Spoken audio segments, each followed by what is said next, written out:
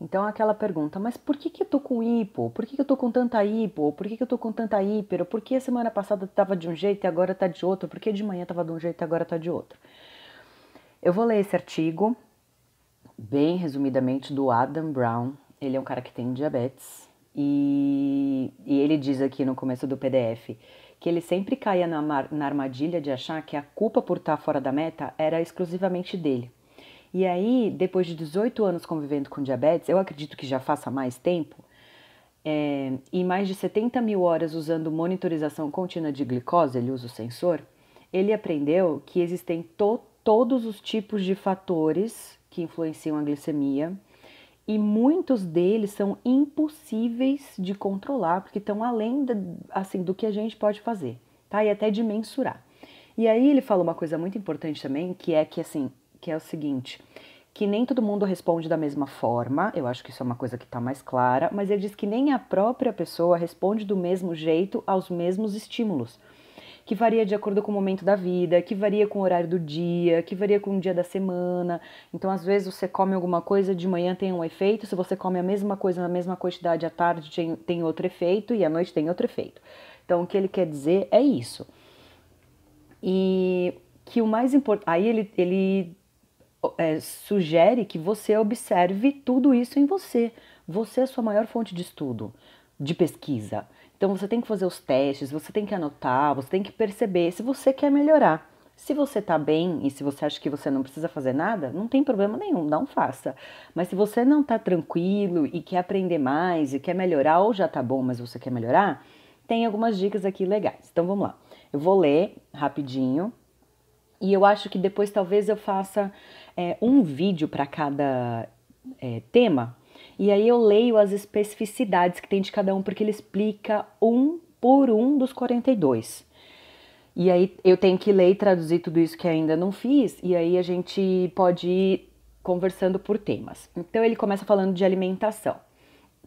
O que que influencia a glicemia, como que a alimentação afeta a sua glicemia, tá? Aqui ele não tá deixando claro se aumenta a glicemia, se abaixa a glicemia, nada disso.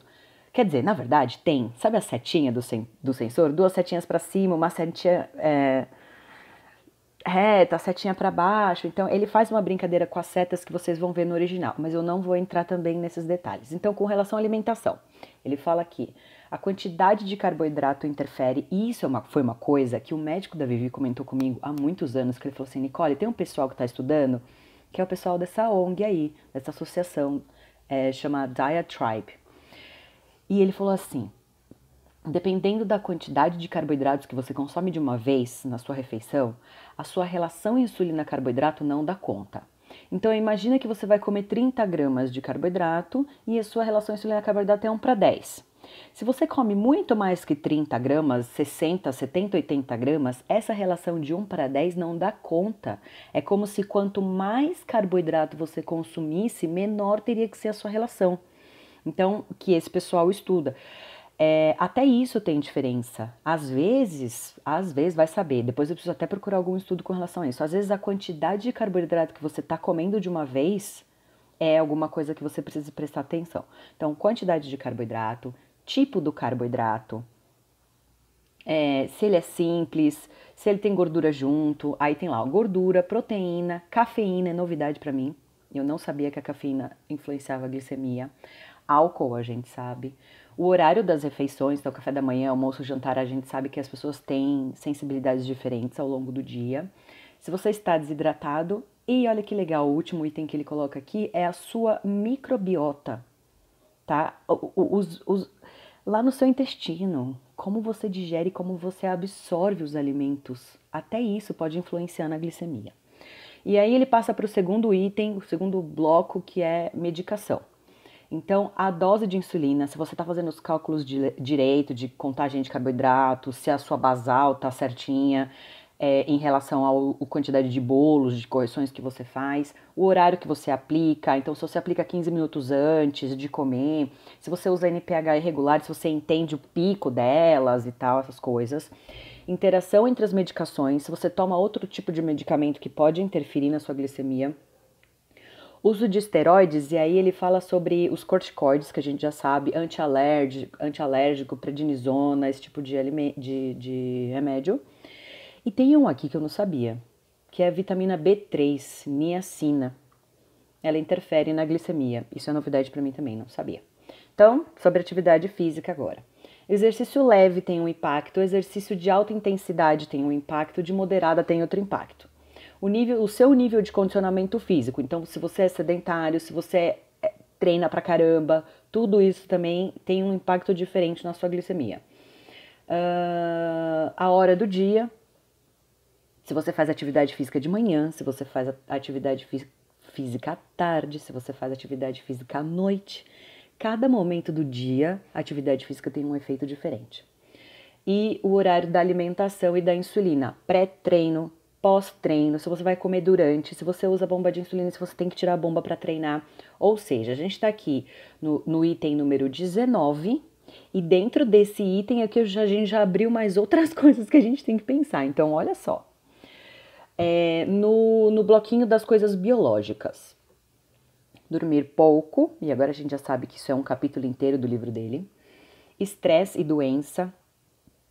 Tudo isso tem a ver com hormônios, tá? Então, quando a gente está estressado, costuma aumentar. Hipoglicemia recente. Então, se você teve uma hipoglicemia recente, algum tempo depois você pode ter uma hiper. Glicemias durante o sono. Fenômeno do alvorecer, que é o amanhecer, que também tem a ver com hormônios. Problemas no conjunto de infusão, para quem usa bomba de insulina, agulha e seringa. Tá fazendo as trocas direitinho? Tá fazendo os rodízios direitinho? Tem certeza que não tá entupida a pontinha da sua caneta? Será que tá saindo a insulina mesmo? Então, todas essas coisas. Lipodistrofia, então fazer aplicação sempre no mesmo lugar, aí aqui entra a questão do rodízio, então é uma das coisas que eu também sempre falo, tá aplicando essa cana lá no mesmo lugar? Tá fazendo rodízio? Aplicação intramuscular, se você erra, se você tem uma agulha muito longa. Alergias.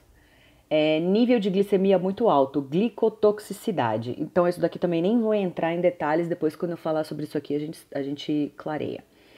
As meninas, as mulheres sabem, menstruação, TPM, climatério, menopausa, puberdade. Tá vendo como dentro das questões biológicas a maior parte delas tem a ver com hormônios? E, gente, hormônio é briga-ganha, tá? Não esquece. Uma coisa que o corpo faz automático pra gente conseguir ser melhor é difícil. Não é impossível, mas vamos lá. Puberdade, né?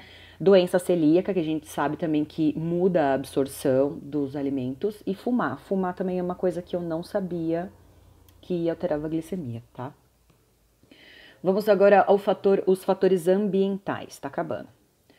Insulina vencida, armazenamento, transporte, tudo isso. Leitura de glicose errada, sua mão tá úmida, sua mão tá suja, você tem uma glicemia errada. Temperatura exterior, se você toma sol, temperatura da sua pele, do seu corpo e altitude. A altitude, ele até colocou aqui uma interrogação, né? Eu li alguma coisa sobre altitude, formação de bolhas, mas na ação da insulina em si não sei. Comportamento e decisões, que é a última parte, né? Comportamental, que a gente sabe que também influencia. Então, ele diz aqui, glicemias mais frequentes. Então, quanto mais glicemias você faz ao longo do dia, melhora. Porque aí você consegue tomar decisões com base nessas glicemias. Outro item, padrão de opções e escolhas. Aqui é o tamanho das porções. Então, quando você está na rua, você tem lá o tamanho da bebida, o tamanho do potinho, a colher de servir é diferente da colher de servir da sua casa. Então, você usa o seu olhômetro, meio que chuta, né? Então, isso também influencia. Tomada de decisão no sentido das escolhas, boas escolhas, más escolhas, né? Acho que diabetes é tomar atitude e decisão o tempo todo. Então tem horas que a gente faz boas, tem horas que a gente faz ruins, tem horas que a gente é influenciado por coisas que a gente nem sabe. E a pressão social ou familiar, isso é uma coisa muito, muito séria, né? E a gente sabe o quanto o cuidado excessivo das pessoas que gostam da gente pode atrapalhar bastante, pode ser um fator a mais e um complicador das glicemias.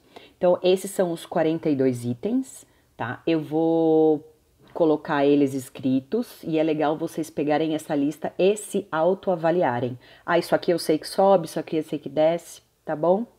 Beijo grande pra vocês e até a próxima.